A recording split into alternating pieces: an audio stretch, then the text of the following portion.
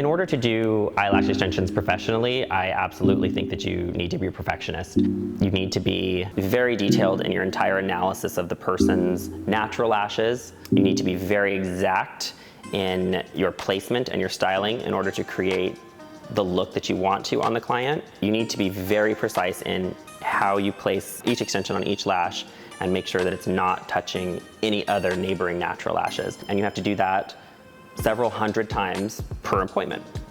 So you have very little margin for error. Hi, my name is Morgan Hawes. I'm 36 years old. I live in New York City, and I'm an esthetician specializing in eyelash extensions. And this is my ordinary life. I've been doing exclusively eyelash extensions now for 14 and a half years. Hi there. And here's my office where I do eyelash extensions all day. I sort of fell into this industry. I thought I was just going to do it for a year or two just to keep me busy between undergraduate and dental schools, and 14 and a half years later, here I am. My business name is Primp Daddy.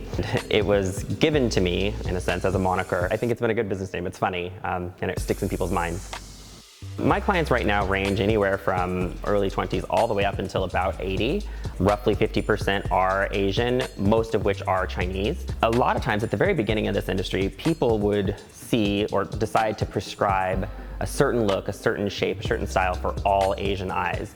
And I recognized very quickly that's not correct, it's not good, it's not the way to do it, because there's just as much variation amongst Asian people's eyes as there are Caucasian people's eyes.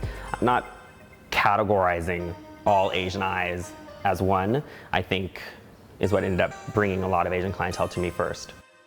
I'm not terribly expensive, particularly for being in New York City. So typically your new set's a 2-hour appointment, and I charge at my base rate $110 per hour. So $220 for the initial set.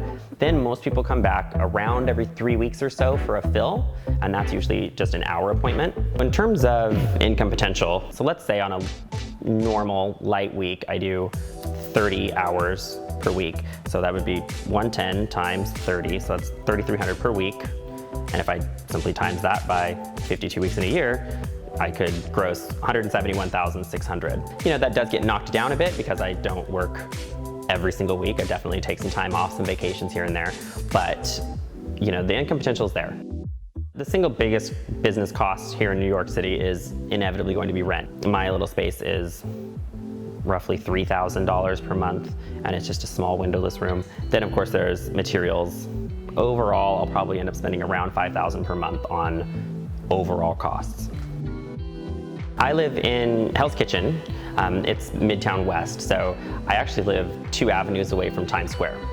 I love the neighborhood. It's kind of the gayborhood too. There's a lot of small restaurants. It's obviously very centrally located. If you've been to New York, you've probably been close to or in Hell's Kitchen. My apartment is a 5th floor walk-up, and it's a very typical New York City, not exactly a railroad style, but it's long and narrow. It's a 2-bedroom, which is luxurious for here.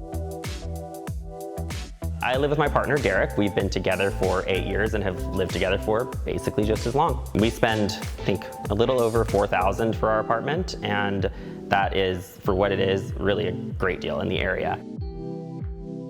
In terms of my personal spending, I'm actually quite frugal, and I save a large percentage of my income. I try not to eat out a lot. I don't drink coffee, so I never go to Starbucks. I don't drink alcohol, which in New York City is rare and a really expensive thing, so that saves me a whole lot of money. My rent and expenses, $2,500 a month out of my own pocket for apartment. Of course, phone for maybe another $100. Food, I usually keep that probably around $600 per month. My gym membership is around $500 per month. Clothes and incidentals, I would maybe average another $200 a month. I save just simply as high of a percentage as possible, but that's usually at least 60% of my net income. I need it to be my own security blanket, and after having been sort of shocked by being poor in the past, I just did not want that to happen again. I grew up, for the most part, in a really small town in the middle of Oregon, and I was fairly obviously gay, and that doesn't sit that well in a small town in Oregon, and I always saw New York as kind of the place if you want to go be gay and have that be quote-unquote normal, at least be just seen as another person as opposed to somebody that was standing out constantly. For 6 years, I was between Portland, Oregon, and New York trying to start this office. I was flying back and forth every few days. It was exhausting.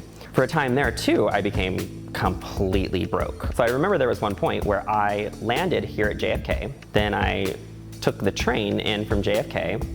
And in order to get that train ticket at that time, I actually had to dig around in my carry-on bag for change, for all this like extra pocket change that I had, because I was kind of down to my last few dollars at the time. And I realized like, wow, this is rock bottom in a sense. I mean, I was still liking what I was doing, but I was working so hard. It was always my goal and my dream to get here to New York City, and that's what it took. But I do feel like I had to crawl, scrape my way, you know, piece by piece to get here. It is very costly to just even exist here, and so it leaves not a lot of room for, you know, breaks, time off, or COVID-19. It becomes extra challenging whenever anything is not perfectly in line. I'm very glad that I have saved that percentage of my income over the years. That helped to keep me afloat during all this time. My definition of success has certainly morphed and changed over the years, and as I've gotten older. I think when I was younger, it was just the strict how much money you have made. The more money you make, the more successful you are. I feel very successful because I thoroughly enjoy my life. I work hard, but I like what I do. Hello， 谢谢你收看到这里。那如果你喜欢这个视频的话，记得点赞、转发、收藏，而且不要忘记关注 Plus One。我们下期节目再见，拜拜。